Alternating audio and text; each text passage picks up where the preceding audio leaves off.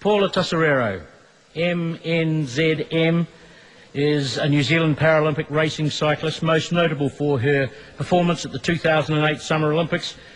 Her world record-breaking time in the women's 500-metre time trial secured New Zealand's first gold medal at that time.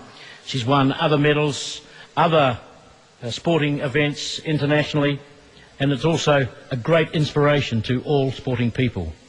Paula.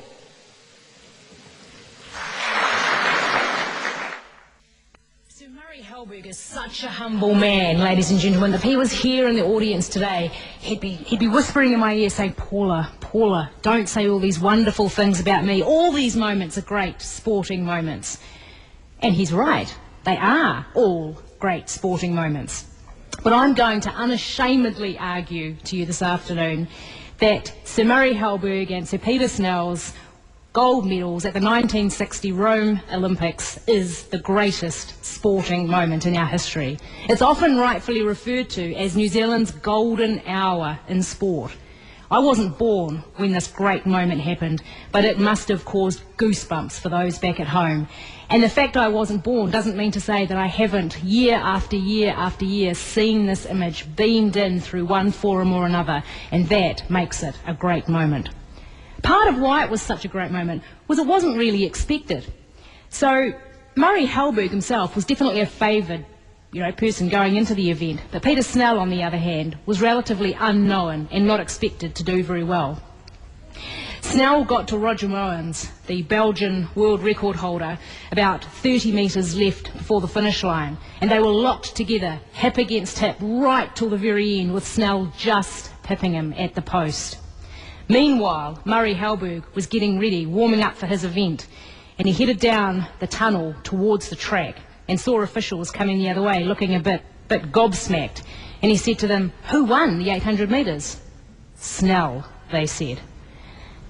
Sir Murray Halberg, in his own words, said, "I couldn't believe it. I was saying to myself, well, if Pete's done it, I can do it." And so he did do it. He didn't just get over the finish line by a whisker. 3 laps from the end, he ran a clear 20 metres, 25 metres, then 30 metres. And from then on, in his own words, it simply became a matter of staying on my feet and keep moving forward until I finally got there. And etched in our history is the moment he crossed that finish line and collapsed in exhaustion, having given it his all. And the first person at his side was Peter Snell, leaning over saying, "Are you all right, Muzz? Are you all right?" Snell dominated the athletic world for the next 4 years, winning multiple gold medals at future Olympics, and was voted New Zealand's sporting champion of the 20th century. Halberg went on to win gold at the 1962 Empire Games, having taken 4 world records the year prior. They were both tough athletes. I mean tough. They did it the hard way. They ran on grass tracks. They didn't have the sporting facilities that we have now or the sponsorship of today's athletes, yet they achieved the highest sporting accolades.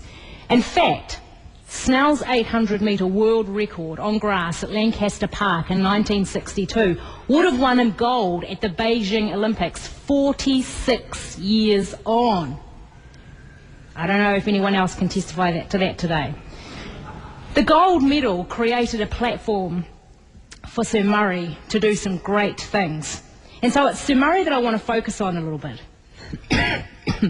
He overcame a physical injury as a teen, a rugby accident that very nearly killed him, and it left him with severe damage to one arm. In 1963, he attended a sports journalist function in Canada to help raise funds for disabled children. Inspired by the cause, he returned to New Zealand and rallied support to create the Halberg Trust, now known as the Halberg Disability Sport Foundation. It was founded by Sir Murray's belief that all people, regardless of their ability, should have an equal opportunity to enhance their lives through sport. One of the Trust's first initiatives was to set up or resurrect the Sportsman of the Year dinner, now famously known as the Westpac Halberg Awards. These awards honour sporting excellence and indeed have honoured 2 of the moments sitting here.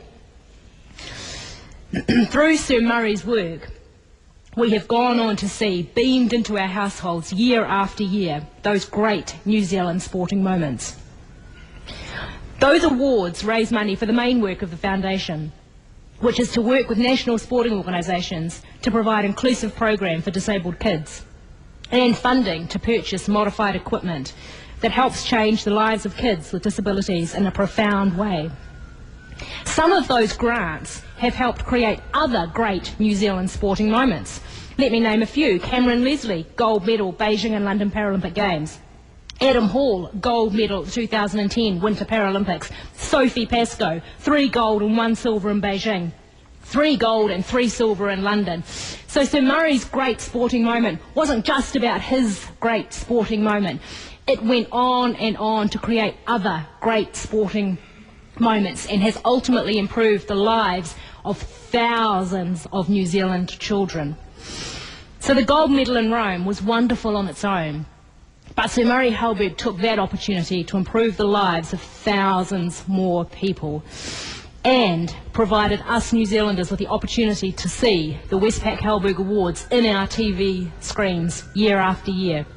So for all of those reasons, I would argue that Sir Murray Halberg and Sir Peter Snell's 1960s victories at Rome are the ultimate New Zealand sporting moment.